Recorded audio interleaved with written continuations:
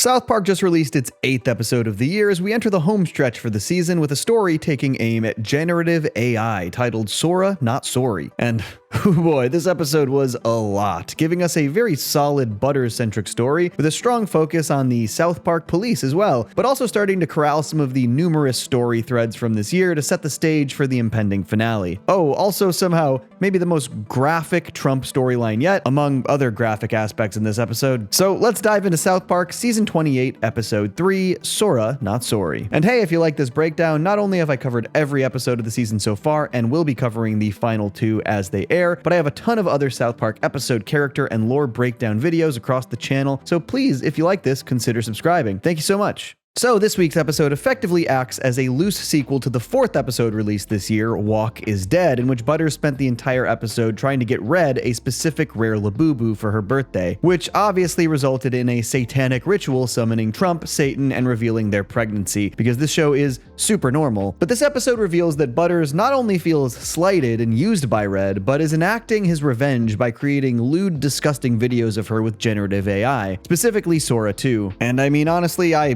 cannot show these videos without being demonetized, so if you've seen the episode, you know. If not, sorry. I don't think I talked about this when we covered Walk is Dead, but it's actually kind of crazy that Red is getting such a prominent role this season for basically the first time ever, especially because she's a character that's been around literally since the pilot episode. She has just genuinely always been a part of the show, a part of the boys' class, one member of the group of girls, she's friends with Bebe, but Walk is Dead, 28 years after that premiere, was her first ever truly prominent role in an episode ever. And that kind of rules. South Park has such a wide cast of side and background characters, and the fact that they can pick out some of these lesser known characters and develop them even all these years later is pretty impressive. I guess they've done this a few times before. Heidi Turner comes to mind. I'm kind of hoping we get more Red moving forward though. But Butters effectively makes revenge porn about Red, which Kenny finds very funny and the rest of the boys find very gross. Man, it's kind of a bummer that the longer the show has gone on, the more like men's rights coded Butters has gotten. His initial shtick was always just that he's the sweetest and most innocent kid in South Park, and either A, the worst possible things would happen to him, or B, he would sort of unknowingly and innocently find himself in not very innocent situations, like in Butters' Bottom Bitch. But around season 20, Butters started to fully fall down the sort of incel-coded perpetual victimhood path when his Canadian girlfriend Charlotte dumps him in solidarity with the other South Park girls. You know, the whole Wieners Out movement that he started. This feels like a very clear continuation of that behavior. Butters immediately seeks revenge in one of the most heinous ways imaginable. Yeah, why would you guys do this to her? 'Cause Red's a bitch! She totally used me! I actually think there's a really clear parallel that shows exactly how Butters has sort of regressed in his worldview over the years. One of my favorite ever Butters moments was in the classic episode Raisins, which is another episode where Butters' innocent nature is taken advantage of and used by another girl. Butters keeps buying gifts for a waitress at Raisins, thinking she's actually interested in him, and obviously eventually learns that she wasn't. But in that instance, Butters doesn't feel spiteful or feel like he needs revenge. He actually just showcases his unending optimism despite having been chewed up and spit out. But at the same time, I'm really happy that something can make me feel that sad.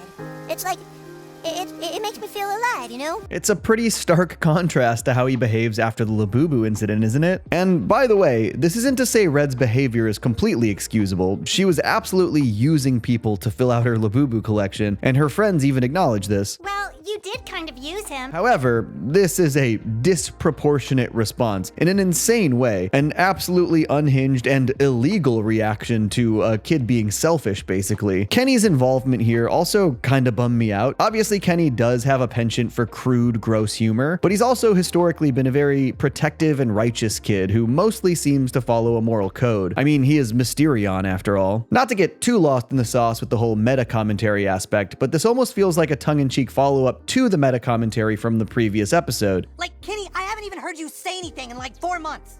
What the heck you on the show, dude? I mentioned in the last breakdown that this felt like a direct response to what many fans have said in their critiques of this season, including myself in some of my previous videos. And using Kenny in this way here almost felt like a direct "be careful what you wish for" response to that. Oh, you want more Kenny? Well, he's making revenge of his classmates. Oof. Of course, Red isn't in the clear here either, because this leads to a Sora 2-fueled revenge video war between her and the other boys, and they all make some of the most vile, disgusting videos imaginable. The first of which being about Butters doing, well, something to Totoro. Poor Totoro. This flings the episode forward into some of its funniest places in my opinion, primarily putting a focus on South Park police believing that these AI-generated videos are actually real. And of course that they need to bring Totoro and these other fictional characters to justice for what they've done to the children. This is definitely my favorite aspect of the episode, really seamlessly weaving that social commentary with classic South Park character dynamics. I actually made a whole video about how South Park portrays the police earlier this year. If that interests you, maybe check it out after this video. And this episode would have been a really funny button on that video. But I also just love that this is more or less commenting on how so many folks over the age of like 50 absolutely cannot tell when a video is AI generated. If you spent any time on Facebook in the past couple years, you've seen it. Just AI slop running rampant and far too many people falling for it. But escalating that concept by using the police is really funny, especially showcasing the detectives attempting to solve AI generated crimes that are literally not possible. It's great stuff. This police story also finally ties us back into the Cartman Peter Thiel story that has sort of, no pun intended, petered out the last couple of episodes. Now obviously this could still play a role in the final 2 of the season, and I hope it does, but this storyline definitely felt like it just sort of drove into a cul-de-sac for 2 episodes and came right back. At the end of Twisted Christian, Peter Thiel's Exorcist parody led him to take Cartman to Washington, or so he said, but the very next episode revealed that they never made it to Washington and were holed up in a motel. This episode actually not only continues the motel plot, but Cartman is rescued by the end of the episode, making the entire thing feel a little bit pointless. But again,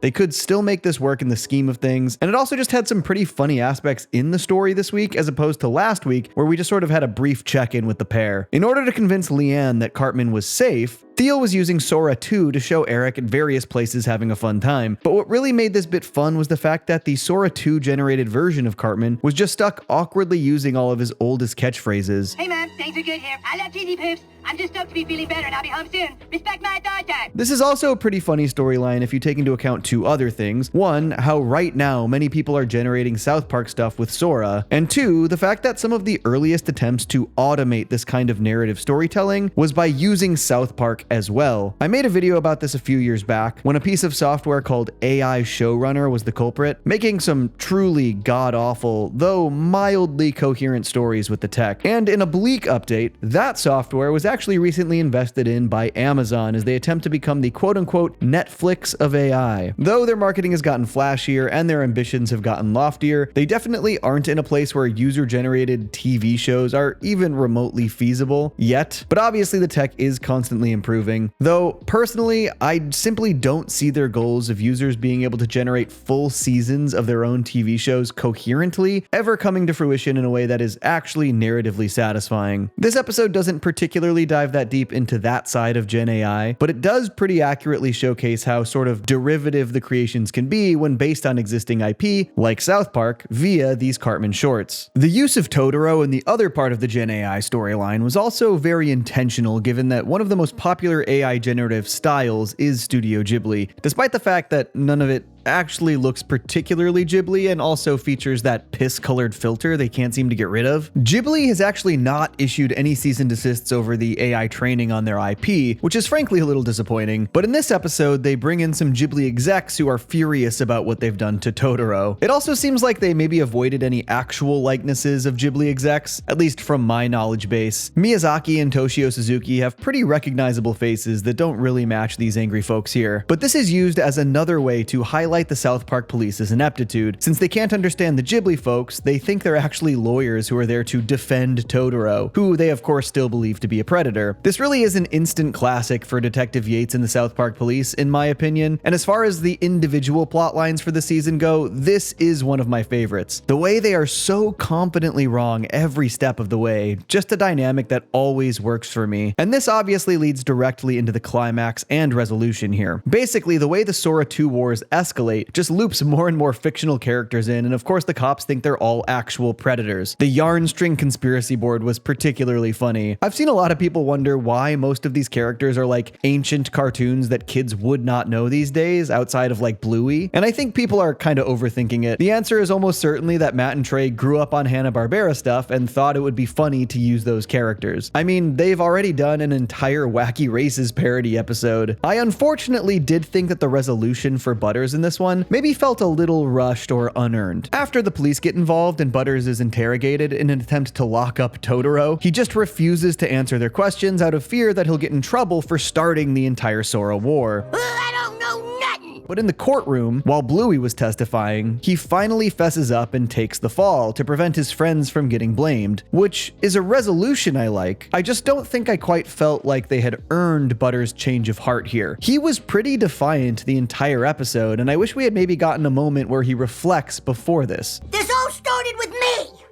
Because my heart was broken. Even with this admission though, he remains defiant that Red deserved what she got, which again is a real juxtaposition from the Butters we saw back in Raisins. I wonder if he's going to continue down this path moving forward, or if he'll ever reel it back into his sweeter, more optimistic territory. I don't know though, I guess Red Pill Butters might be the future. But Butters also tips off the cops about the Cartman Sora videos, which of course perfectly leads them to the wrong conclusion, that Peter Thiel is Totoro, leading to his arrest. But no magical cat bus is gonna whisk you away from justice this time! Which is, of course, funny. I just wasn't sure I felt like it all wove together as seamlessly as I'd have liked it to, particularly as this felt like them sort of bailing themselves out of the Peter Thiel dead end that they kind of wrote themselves into. Cartman was expectedly furious at his mom. I mean, Leanne never really catches a break, does she? When is the last time I even ate a pot pie, you dumb bitch? I do love that in this case, the cops actually did find the proper outcome in their investigation, saving Cartman. They just reached that conclusion, taking the 100% wrong route. They did their job poorly at every step and stumbled into the right resolution. Damn, we haven't even touched the Trump side of the episode yet either. And honestly, this was an interesting one, I'd say. This felt the most like the Trump x Satan side of things was there to mostly move the serialized plot forward, and a little bit less to do commentary on the Trump administration. Pretty much every other episode this season has commented on some aspect of Trump's administration in a critical way. This one, a little bit less so. That isn't to say there wasn't any commentary. The end in particular definitely has things to say, which we'll get to, but the story across the episode was much more focused on the JD Vance and Trump relationship after learning that Vance was manipulating Trump to try and get rid of the baby, which is something Trump learns off screen, actually. I think this is all definitely in aid of the Antichrist story wrap-up coming in the final 2 episodes, because it feels very stage-setty, along with the fact that it sort of feels like they were pruning the whole Thiel/Cartman side of the plot for a possibly cleaner setup so that the stories intertwine well in the finale. But obviously the biggest development here is Trump and JD Vance exploring each other's bodies,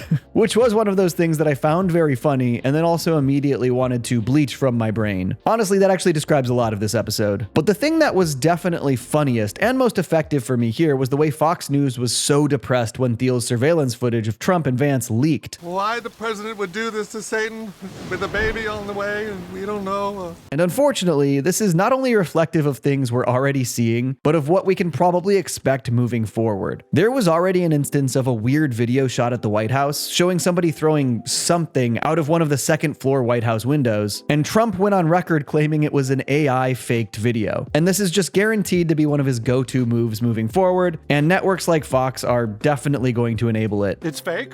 Yeah, that's all story too! That's all fake! Oh, it's fake! Overall, I am actually a little mixed on this episode, because on one hand, the Sora, GenAI, and police storyline was among my favorites of the season. That was top tier stuff, but I did feel like it maybe left a bit to be desired in terms of how the entire episode came together. The Cartman/Thiel storyline felt sort of like it was in the way of them telling a more coherent story about GenAI, and the Trump/Vance stuff felt a little bit separate the whole time as well. It also kind of felt like a missed opportunity for me here. This seemed like a really good chance to put a focus on Trump and the Epstein list. Given that all of the Sora 2 stuff in this episode was about fictional characters and kids, it kind of feels like a natural place they could have crossed over the whole Trump claims incriminating evidence is just AI thing in an even more fitting way. Though maybe it's a good thing that they saved the Epstein possibilities given the new email releases this week. We'll see if they touch on that. I did like this episode, despite some of my criticisms and misgivings. The heights of the GenAI storyline made it feel pretty worth it to me overall, and I am hopeful that with their sort of story pruning they did that they'll have a clear runway to land the plane that is this bizarre season of South Park. It would be really cool to be able to rewatch and look back on the entire season and feel more fondly about even the story decisions I didn't love at the time. But what did you think of the episode? Are you optimistic or pessimistic about the potential wrap-up for the season? Let me know below in the comments. Our next episode actually airs the night before Thanksgiving, so expect my breakdown that following Saturday because of the holiday. Thanks for watching. Stay tuned for more.